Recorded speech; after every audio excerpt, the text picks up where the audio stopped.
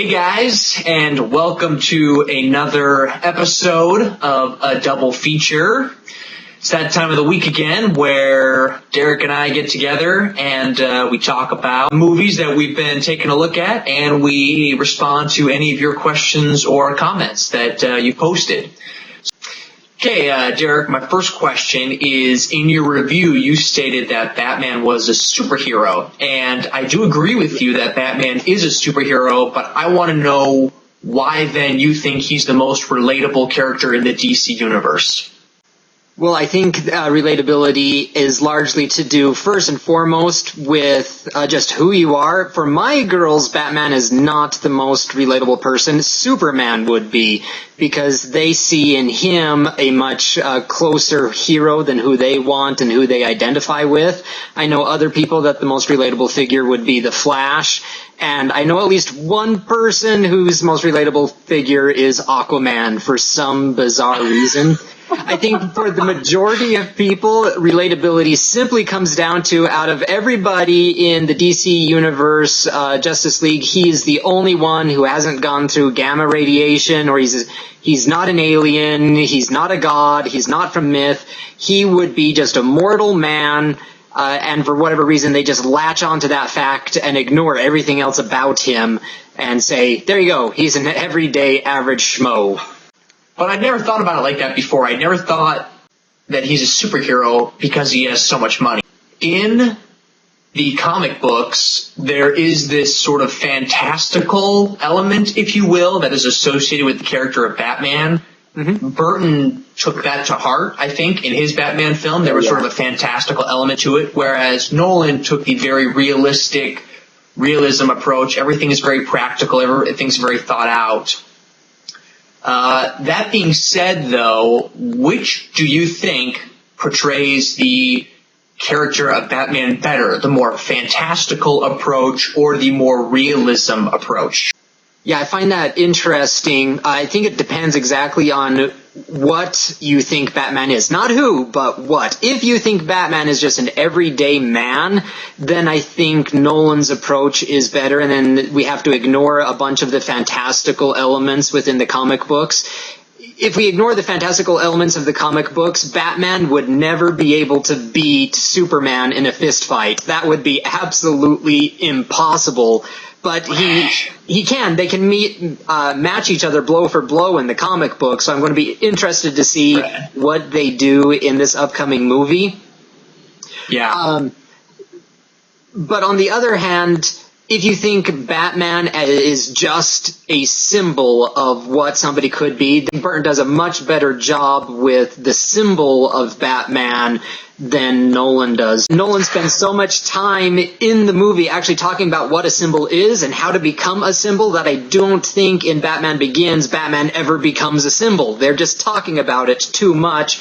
Whereas in Burton's Batman, that is immediately established. There's a symbol there. People fear the Batman, and he doesn't have to talk about it at all. And I think that's one of the big strengths of Burton's Batman and one of the huge weaknesses of Nolan's Batman. Okay, so the question I'm going to ask you is going to tie in directly to something in your review that you said you don't like about Burton's Batman, and that is that Batman created the Joker.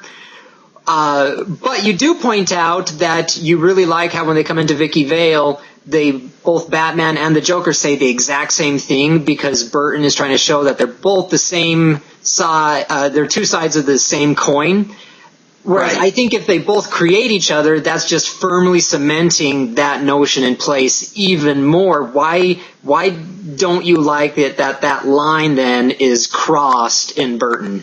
The whole point of Batman is this inward commitment to bring justice to the city that took his parents from him. And that is extremely portrayed in all the comic books and very prevalent in several of the films, where it's just this, I want to rid the city of this evil that took my parents. Okay, that's a great goal, great ambition.